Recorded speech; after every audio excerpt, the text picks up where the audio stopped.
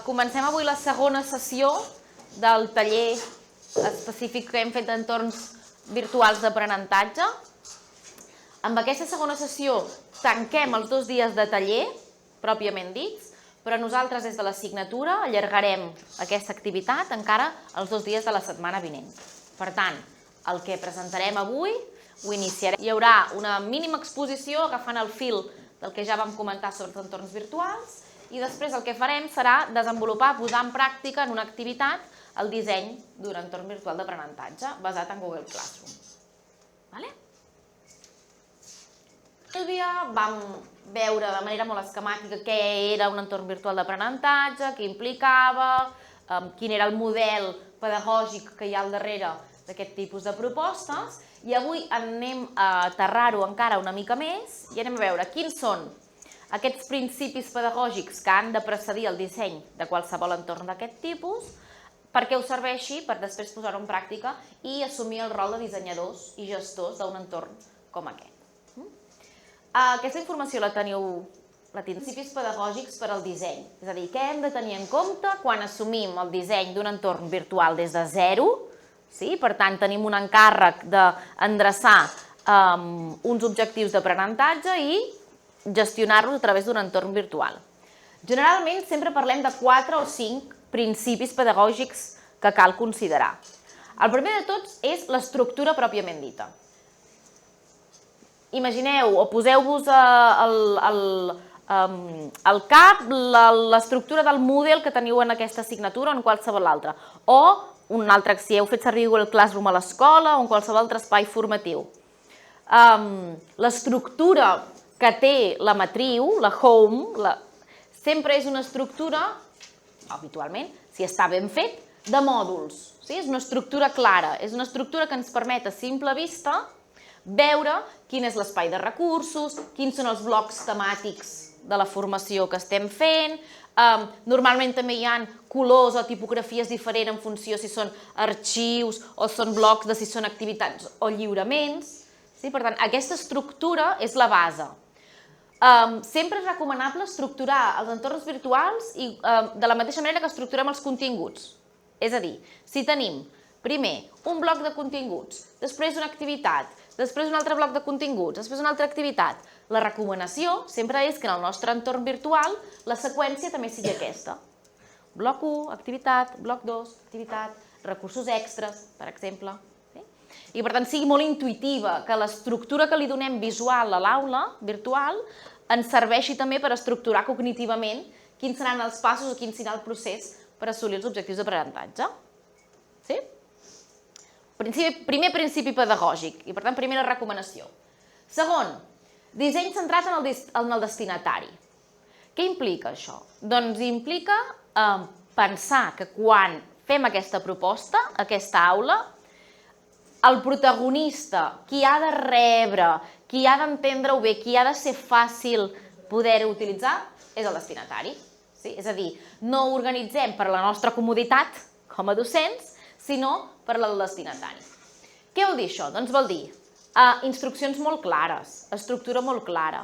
Vol dir també espais de participació, espais de consulta. L'altre dia van sortir algunes de les estratègies. Per tant, que l'estructura faciliti també aquesta implicació del destinatari. Si, per exemple, estem treballant amb infància, doncs intentem que tant visualment com les activitats que oferim a través de l'entorn siguin interessants, siguin motivadores, afegim-hi enllaços, afegim-hi imatge, afegim-hi música, fins i tot, no? Afegim espais, per exemple, on ells es puguin presentar, on puguin crear una mica de cohesió de grup. Per tant, pensem en aquelles necessitats, en aquells recursos que poden facilitar la implicació i la participació de la persona a la que ens dirigim, i no només la nostra, com a docents. Necessitat de recursos. Ja que estem treballant en un entorn virtual i que per tant superem les limitacions de les qüestions analògiques, anem a aprofitar-ho. No em feu una aula on hi ha 30.000 PDFs. Tenim un PDF que és un recurs útil, perfecte, però pensem una mica més enllà. Anem a aprofitar tot això que tenim. Utilitzem des d'aquestes integracions d'eines externes que parlàvem l'altre dia per a la gamificació. Pensem en vídeos, pensem en recursos multimèdia, en podcast. Intentem cobrir una mica tots aquests estímuls que poden generar una mica més d'implicació i d'interès per part del destinatari. Sobretot això té a veure amb els recursos que fem servir. És a dir, si utilitzem continguts o si volem que sigui una mica un repositori de contingut, anem més enllà del document. Si volem que hi hagi activitats, anem una mica més enllà de l'espai de lliurament d'activitat. Aprofitem una mica la potencialitat multimèdia que ens donen aquests espais. I finalment l'avaluació. L'avaluació és un aspecte que, igual que en el disseny de qualsevol procés formatiu el tenim en compte, doncs quan estem estructurant un entorn virtual també l'hem de tenir en compte i per tant també s'ha d'explicitar. Hi ha d'haver, per tant, un espai d'avaluació amb criteris clars, que el destinatari, qui estigui utilitzant aquest entorn, pugui identificar molt clarament quines són les tasques avaluatives, que hi hagi fins i tot indicadors, rúbriques o elements d'aquest tipus. Aprofitant aquesta interactivitat podem afegir enllaços externs o dins del propi gestor, del propi LMS, petits qüestionaris, petites activitats d'aquestes de retorn immediat. Sigui quina sigui l'opció d'avaluació que tingui la vostra formació, també ha de ser un element explícit, que quedi clar i que visualment sigui clarament identificable per part del destinatari de la nostra formació, de la vostra proposta formativa pedagògica. Fins aquí? Són qüestions en realitat molt de sentit. Sí? Com us deia, és una activitat que iniciarem en aquesta segona sessió del taller, però que continuarem després en clau d'assignatura. És una activitat grupal, 3-4 participants. La finalitat de l'activitat bàsicament és que agafem tots aquests coneixements que hem treballat tant el dia anterior com avui i que els posem en pràctica. Que els poseu en pràctica assumint el rol de dissenyadors d'un entorn virtual d'aprenentatge. Per tant, cada grup assumireu, interpretareu aquest rol d'un pedagog que teniu com a objectiu lliurar, entregar una proposta de disseny formatiu basat en un entorn virtual d'aprenentatge. Heu fet servir mai Google Classroom? Vale, perfecte. Per tant, com a mínim, alguna persona de cada grup estarà familiaritzada amb l'eina. Perfecte.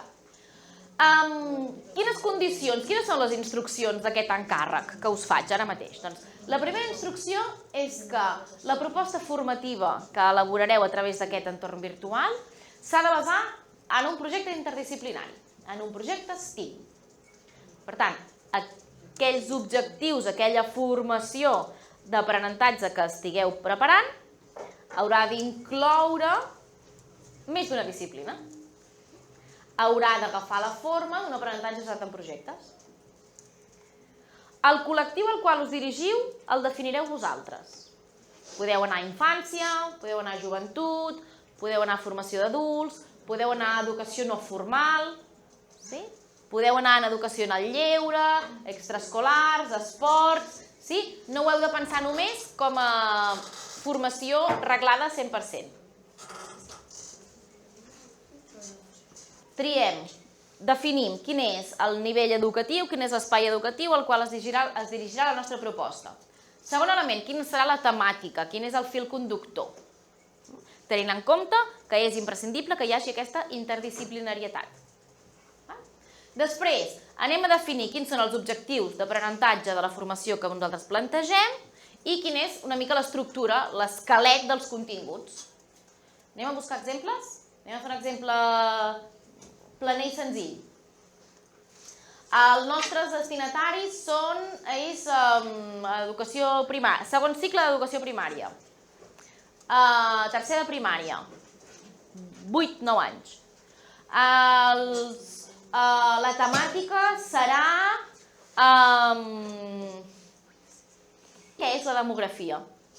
Que els infants de tercera primària puguin aprendre què és la demografia, què vol dir la demografia. I concretament les piràmides demogràfiques. Per tant, els objectius d'aprenentatge que tindrà la nostra proposta formativa, doncs els haurem de definir. Familiaritzar-se, conèixer els conceptes bàsics relacionats amb la demografia, aprendre què és una piràmide, aprendre com llegir o com interpretar una piràmide poblacional, aprendre a representar-la i, per tant, a dibuixar-la a partir d'unes instruccions. Aquests seran tots els nostres objectius d'aprenentatge d'aquesta unitat. Després haurem de planificar una seqüència didàctica senzilla. Què vol dir? Doncs d'aquests objectius ho aterrarem en dues propostes concretes, en dues activitats concretes, una d'elles necessàriament avaluable. Per tant, en aquest exemple que us estava esmentant ara, podem dir, doncs, farem dues activitats. La primera activitat serà llegir una notícia del diari vinculada a la demografia per intentar entendre tots aquests conceptes. I la segona activitat serà dibuixar una piràmide de població a partir d'un cas que els hi donarem. I aquesta segona activitat serà avaluable. Per tant, els nens i nenes hauran de, primer, fer la lectura, reflexió crítica, comprensió d'aquesta notícia del diari vinculada a la demografia, i la segona activitat serà, a partir d'un cas que els hi donarem, dibuixar, representar gràficament aquesta piràmide de població. A partir d'aquesta estructura, aquests destinataris, anem a vehicular tot això a través del nostre entorn virtual.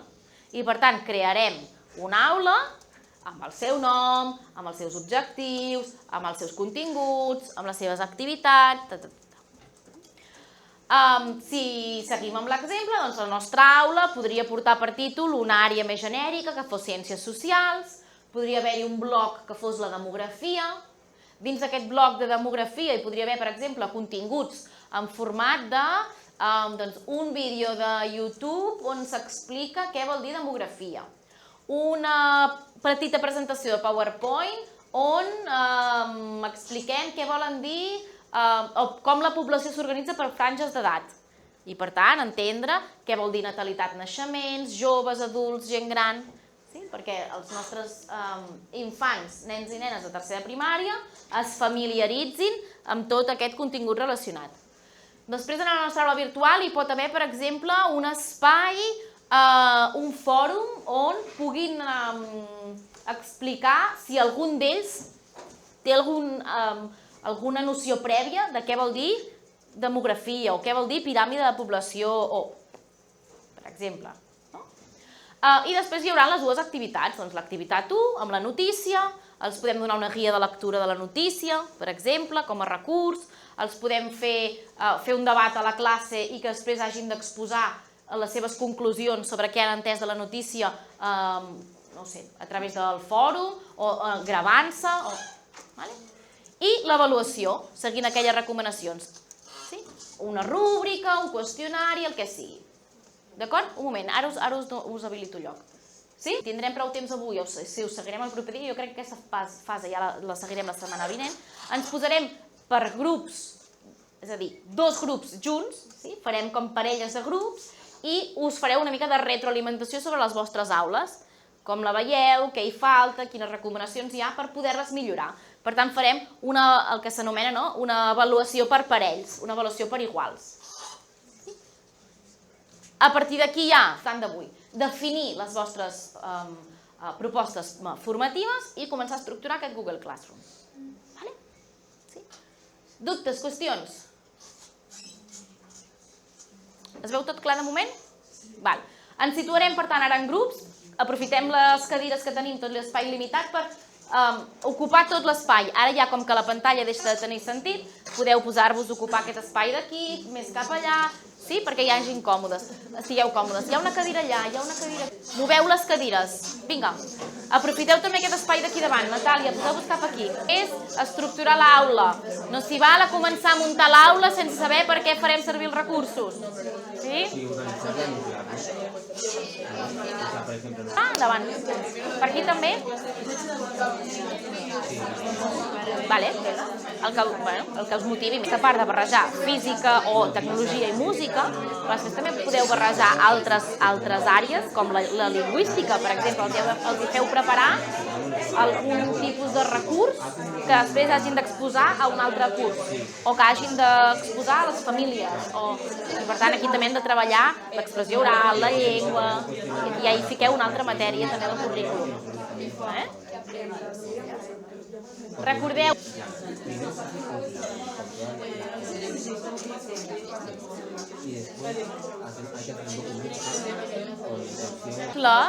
és que ara us he agafat el comentari, perdó. Si teniu una idea temàtica o d'objectiu però no sabeu a quin curs situar-ho, podeu fer una consulta al departament, al currículum, quins són els objectius i competències de cada àrea, cada curs de primària, per exemple, i així sabreu on ubicar-ho.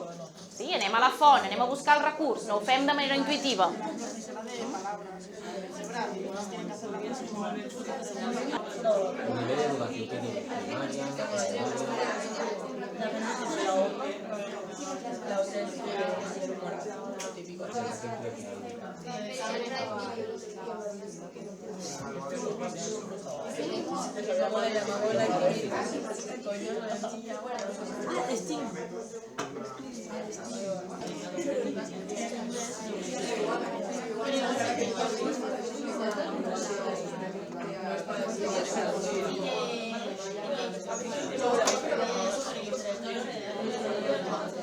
Si son mini activitats, es faria dos. Si per exemple fem música, doncs fem un tema de moja y un tema de música. En plan, explicar su vida, 4 canciones y después una de ellas a en una canción, una cosa sexual, y en la siguiente con lo que una y para que no actividad para una presentación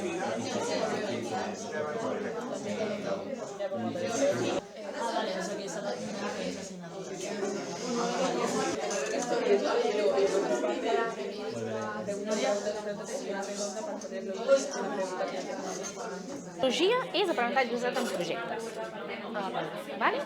I STEAM en el sentit que aquest projecte ha d'incloure més d'una matèria.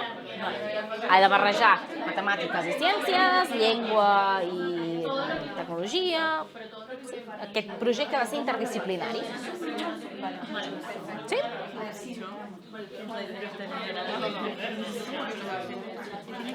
Aneu bé la definició? Sí? Aneu bé? Vale, bueno, ja és un primer pas. Per aquí també? Sí?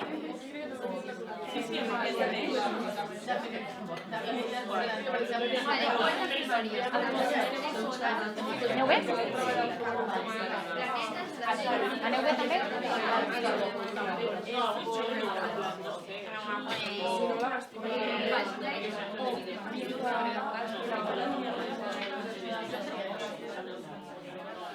La